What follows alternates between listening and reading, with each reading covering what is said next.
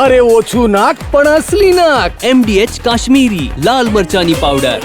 જમ્મુ કાશ્મીરમાં હિમ પ્રકોપ યથાવત છે. જમ્મુ કાશ્મીરના સોનમર્ગમાં હિમસ્ખલન, કોઈ જાનહાનિના સમાચાર નથી મળ્યા.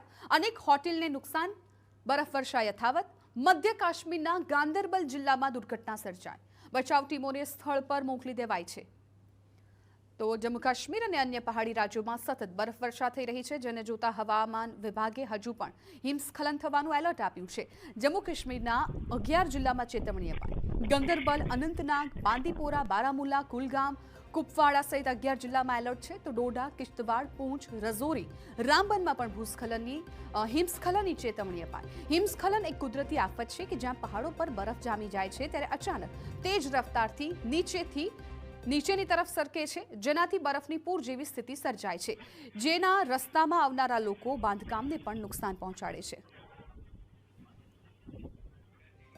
બીજી તરફ સતત બરફવર્ષાથી 58 ફ્લાઇટ્સ રદ થઈ છે. મંગળવારે બરફવર્ષાને કારણે જમ્મુ શ્રીનગર હાઈવે બંધ કરી દેવાયો અને તે સાથે શ્રીનગર એરપોર્ટ પર પણ તમામ ફ્લાઇટ્સ રદ કરાતા લોકોને હાલાકીનો સામનો કરવો પડ્યો.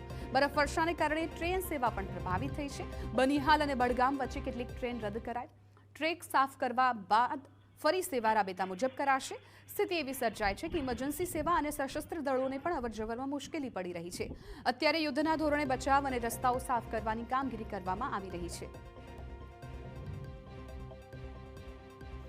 બરફ નહીં હટાવવા પર 5 એન્જિનિયર સસ્પેન્ડ. જમ્મુ કાશ્મીરમાં ડેપ્યુટી સીએમએ લીધા એક્શન.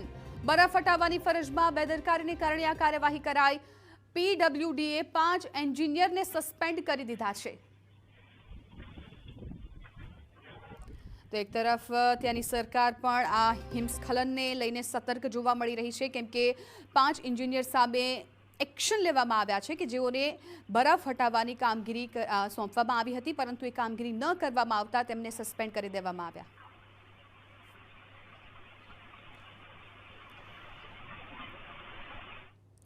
MDH ચણા મસાલા.